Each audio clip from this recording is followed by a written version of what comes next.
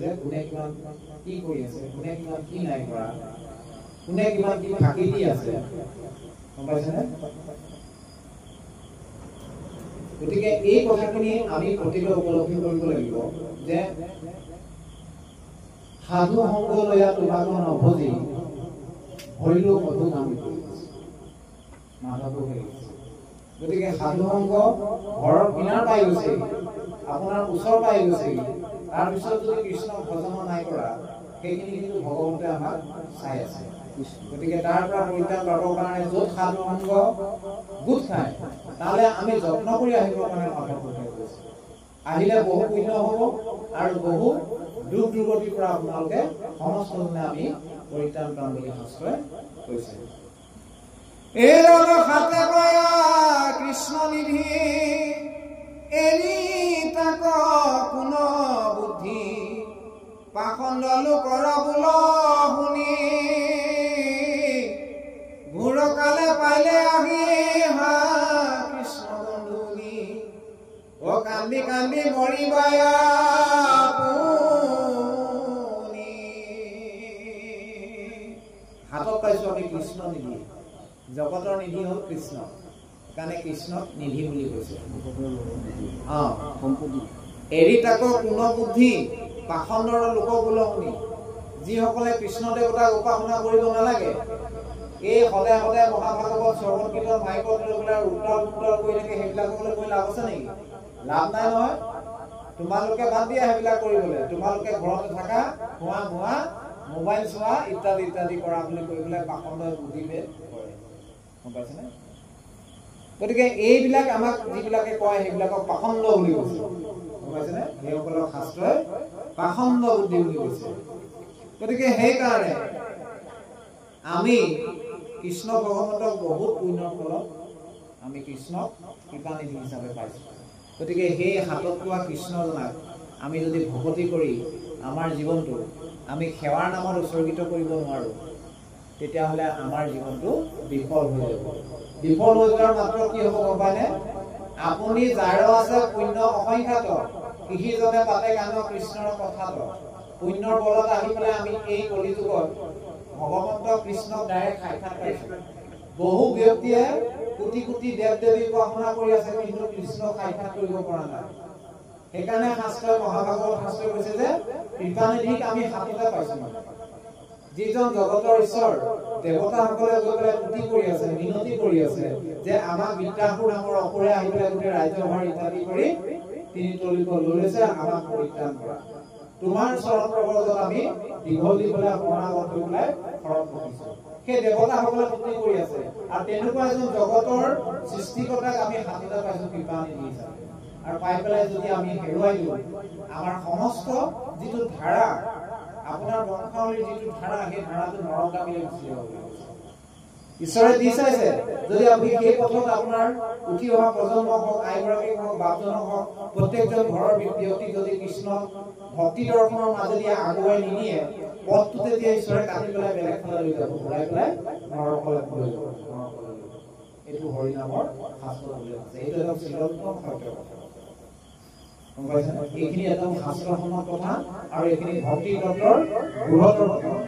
গতিকে সেইকাৰণে আমি কেতিয়াও আমাৰ উঠি অহা প্ৰজন্ম, আমাৰ পিছৰ চামক কেতিয়াও নৰকগামী পথলৈ আমি পঠিয়াব নালাগে। আগে জানি কৰ কাম স্মৰিব কৃষ্ণৰ নাম, আন কথা হবে পৰি হৰি মেঘত বিজুলি প্ৰায় অথিৰ চঞ্চলকায় কেতিখনে যাইবা হবে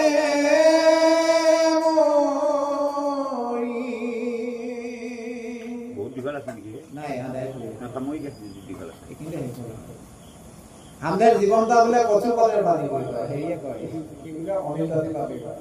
পশুপালের বাণীটো বেশি হবে না, এফালে লড়ালে ঠিককে গুচি যায়। তাৰমানে আমাৰ জীৱনটো তেনেকুৱা খন্তেক সময় পাইছো, কোনে কিমান আয়ুস লৈ আহিছে সেয়া ঈশ্বৰৰ চৰণত আছে। কিন্তু এটা কথা সন্দেহ, যদি কৃষ্ণৰ চৰণত কৃষ্ণৰ গুণনাম শ্ৰৱণ কীৰ্তন কৰে, তাৰ আয়ুস নুতুতে বোলে বাঢ়ি যায় বুলি কৈছে। আৰু ইয়া অমৃত, অমৃত যেতিয়া আমি পান কৰিম আনন্দ মনেৰে, তাৰ আয়ুটো উঠি নাযায় বুলি কৈছে, বাঢ়ি যায়।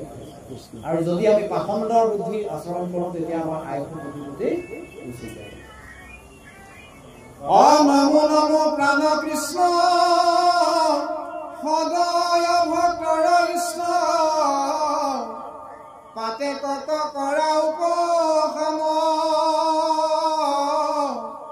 কৃষ্ণ পদ ধৰি মনে শ্ৰী চন্দ্ৰ ভাৰতী ভনে নিৰন্তৰে বোলা ৰাম